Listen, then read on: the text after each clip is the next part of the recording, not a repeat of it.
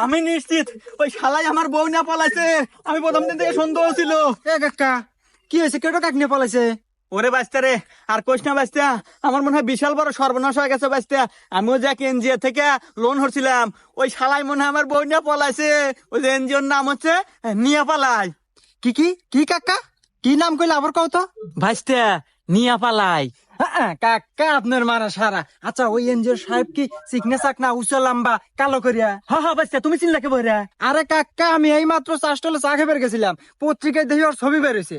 ও নাকি বিভিন্ন সময় বিভিন্ন রূপ ধরে অনেক এলাকায় ঢোকে, ঢুকে ব্যবসার কথা কয়া মানুষের বউ পটায়, পটায় বিদেশ পাচার করে দেয়। ইয়ে বাস্তা, আমি কি তালি বুড়া বয়সে বউটা হারাইলাম? এ সারাবেন নাকি গ্যাসের চুলা, rice cooker, pressure cooker, curry cooker? আমি কিন্তু খুব ভালো সারতে পারি এবং কম টাকায় সেরে দেই। আছে